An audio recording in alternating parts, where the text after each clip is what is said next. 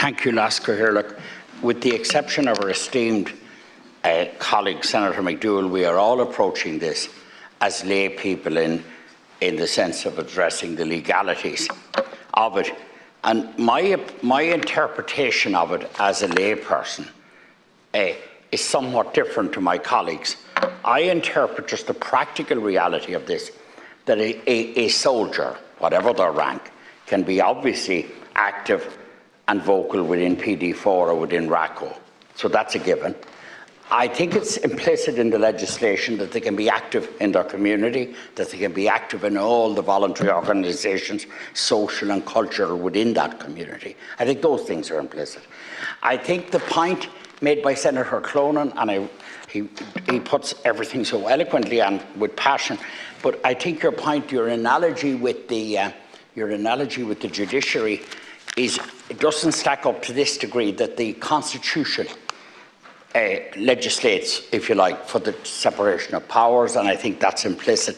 And no justice can be party political, no Garda can be party political or political in the broad sense, nor can, except privately, nor can a member of the Defence Forces. I also think, and I wouldn't want or suggest, and it wouldn't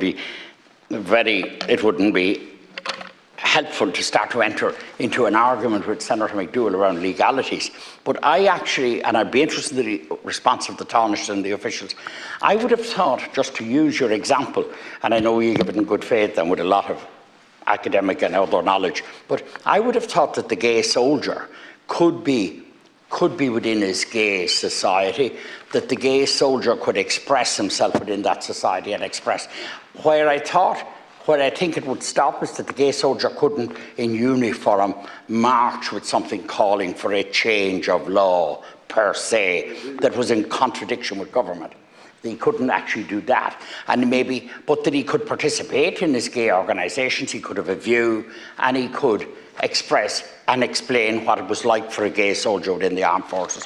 So I'd be interested in what the response on that is. I honestly think that, and there's nobody questioning the thesis that we should have a defence forces, and do we really, all of us here in this room, have great regard for the defence forces, great regard for the people in it, and I share that regard, and we really depend on them. And tragically, we live in a time now when they're even coming into greater focus, and will come into greater focus. We live in very dreadful times on an international geopolitical level.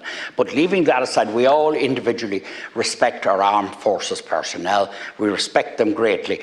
And I think none of us are questioning the thesis that they should be independent, or rather that they should be non-political in the fullest sense of that term, but that they have the freedom to be active in every cultural, social, community organisation, active in every, if they're water schemes or whatever it might be, their village, their residence association, the lot, and in any cultural, in Celtic, whatever, and in their gay groupings, if that be the case.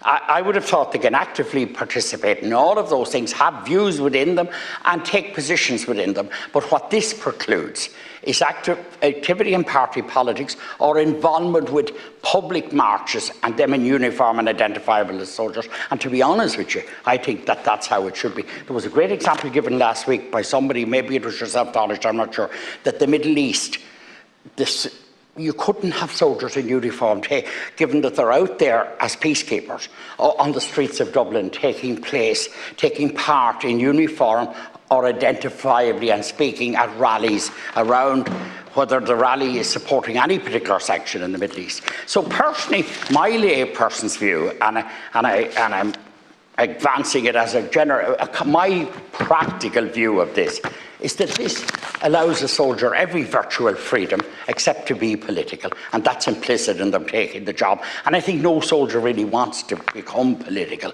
because they understand their role in the Constitution, their role in our defence, their superior role in this regard, like the Gardaí, like the judiciary. And I think it's one of the greatest things that we have in this country, is an independent defence force of which we're proud of, who are not party political, who are not political in the sense, and they're not out marching on the streets. But they have an activity. They have now the right to go into industrial relations. They can participate in their organisations, and they can participate culturally. And my distinguished colleague Senator Wilson, for whom I have immense personal regard, makes the point about their organ. I would have thought, and I'd be interested in the answer to this, that there would be nothing to preclude them being on the board of the credit union, nothing to preclude them going to the Minister for Finance in that capacity with a group of credit union board members. I would have thought I await a response on that. So, but that's my personal view, but that's a layperson's view that I have. But I am very conscious that I am a layperson and I make no pretensions to be otherwise on this issue. Thank you. Senator Gallagher.